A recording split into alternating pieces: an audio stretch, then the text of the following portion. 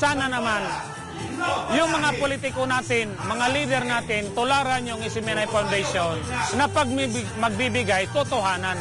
Hindi yung para optics lang. Kaya itong mga taga-Tabogon sa ngayon, makikita mo sa ngiti nila na talagang ang saya-saya nila. Kumbaga, talo pa yung nanalo ng loto bawat isang pamilya. Kasi hindi sila makapaniwala na may ayudang makarating na isang sako ng bigas. Bihira lang ang namimigay ng isang sakong bigas na relief operation sa in the last 11 days na nakita ko.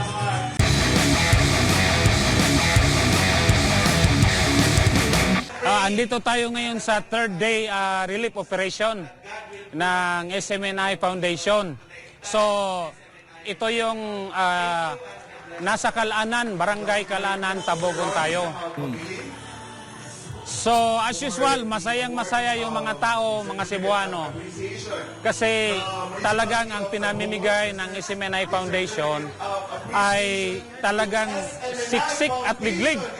Isang sakong bigas, malaking galon ng tubig, at isang balde ng goodies, mga ulam. Opo, marami nga sa mga kababayan natin. In the last 11 days na relief operation na nakita ko, ito yung pinakamasaya, ito rin yung mga pinaka-sulit na bawat isang pamilya na nakatanggap ay talagang alam nilang isang buwan na konsumo yung naibigay ng SMNI Foundation.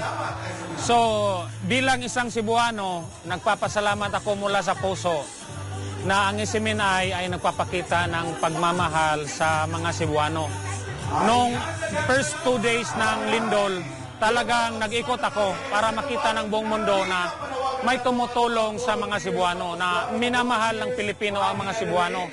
Pero ito yung SMNI Foundation ang pinaka-organize, pinaka-sulit yung bigay kasi good for 1 month na consumption na naibigay na ayuda. So ito, pinasok talaga ng SMNI Foundation yung masikip at bukiran na area. Mula sa highway at least 9 kilometers ito. Halos yung signal malabo. Pero the best, masayang-masaya yung mga taga-Tabogon po. Opo.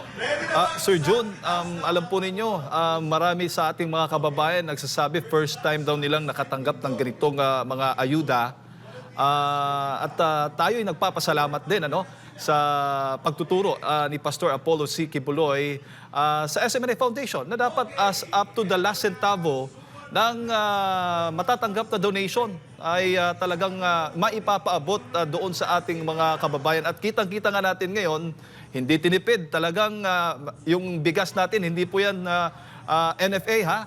At yung tubig na binibigay natin, distilled water po yan. At yung mga grocery items talagang nag-uumapaw. At may ready-to-eat pack lunch pa na may lamang buttered chicken with rice ang ipinamimigay sa bawat pamilya pong apektado nitong lindol, partikular na po dyan. Ano po masasabi po ninyo? Yes, yun ang sinasabi natin dito sa mga relief na mga recipient na kung walang korupsyon, kung talagang ginagamit ng maayos yung pera, talagang mapapakinabangan ng mga Pilipino. Tulad ng SMNI Foundation, KOJC, pinapakita natin dito sa mga recipient na kung hindi lang ninanakaw ang pera na laan sa bayan, kung hindi ninanakaw yung pera na laan sa mga tao, talagang may maibigay. So yung SMNI Foundation, ipinapakita nila sa mga Cebuano na hindi sila sakin sa pera, namimigay sila kahit pribado sila. Di tulad sa gobyerno natin nga, limpak-limpak na bilyon-bilyon yung ninanakaw. Hanggang ngayon, halos wala akong makitang politiko na namimigay mula sa kanilang bulsa.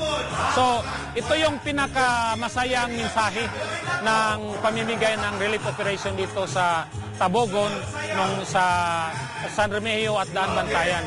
Na sinasabi ng SMNI Foundation na sana man lang, kung hindi lang magnanakaw yung mga namumuno sa atin, sobra-sobra ang maibibigay na biyaya sa mga nabiktima. Kaso, yung pinamimigay ng mga politiko, minsan galing pa sa pribado. Sila lang nanungulikta. Saka yung sa gobyerno na bigas, talagang medyo sira na bigas, medyo may amoy na.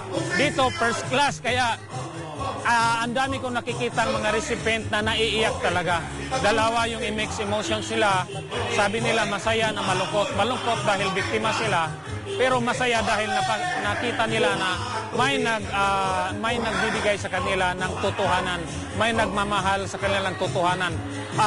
Sa ganitong sitwasyon, tulad ng SMNI Foundation at siyempre yung mga donors na hindi nagdadamot. Partner June, maayong buntag si Admar po ito, no? At gaya nga ng nabanggit ni Partner Jade, no? Ibang klase yung paghahatid ng tulong ng SMNI Foundation. Dahil hindi lang tulong nandun din yung pagbibigay ng saya. Kumbaga, and somewhat yung sa ibang pamamaraan na nakakalimutan nila yung kanila pong trauma, kumbaga yung mga psychological na mga problems po nila, napapawi po sa pamamagitan ng kumbaga kakaiba. Kasi hindi ito nangyayari sa ibang klase ng mga relief. At least man lang, no? Ikaw mismo, personal kang nakakakita dyan. Ikatlong ano na ito, relief operation. Yung ambience ba dyan sa lugar, every time na merong relief operation ng SMNI Foundation dyan sa Cebu, parang nakakalimutan mo ba na meron silang pinagdadaanan na problema, Ginoong June? Yes, Sir Admar. Talagang masayang-masaya ang atmosphere dito. Dahil alam mo, yung mga Cebuano, lalo na dito sa norte, ang dami, libo-libong aftershocks ang nangyari. Kahit kagabi, may malakas na aftershock. Kaya minsan, pagsasayaw, yung pagngingiti, yung mga biro-biro, ay nakaka-release ng tension saka stress. Kasi talagang traumatic talaga ang situation dito. Kahit ngayon sa harapan ko ang eskwelahan, sirang-sirang eskwelahan, ang nasa harapan ko ngayon. Medyo nakatalikod lang yung kamera. Pero kung makikita mo yung eskwelahan na talagang sirang-sira, makikita mo talaga na grabe ang salanta na nangyari. Kaya ang gimmick ng SMNI Foundation sa pamimigay ay masaya, talagang medyo may biro konti, pero ang mensahe ay dapat magbigayan. At sana naman yung mga politiko natin, mga leader natin, tularan yung SMNI Foundation na pag magbibigay, totohanan. Hindi yung para optics lang. Kaya itong mga taga-Tabogon sa ngayon, makikita mo sa ngiti nila na talagang ang saya-saya nila. Kumbaga, talo pa yung nanalo ng loto bawat isang pamilya. Kasi hindi sila makapaniwala na may ayudang makarating na isang sako ng bigas. Bihira lang ang namibigay ng isang sakong bigas na relief operation in the last 11 days na nakita ko. Opo, at parang biro din na parang dinagdagan pa natin yung kanilang problema, pero ito yung gusto nilang problema, kasi yung problema na dagdag nila, paano nila hahakutin itong sandamakmak na mga tulong maiuwi para sa kanilang pamilya mula sa mga generous donors po natin. Idinaan nila ang kanilang tiwala sa pamamagitan ng SMNI Foundation mula sa abroad, mula dito sa iba't ibang bahagi ng Pilipinas, at sa mga KOJC volunteers, yung iba hindi pa nagpapakilala. Kita natin, no, kahit na napakabigat ito pang balde, meron pang galong-galong tubig, Partner June, at isang sako ng bigas. Pero ito yung problema na nakangiti sila, unlike doon sa nangyaring lindol po, Partner June. Of the kingdom of Jesus Christ worldwide. Tama si Admar.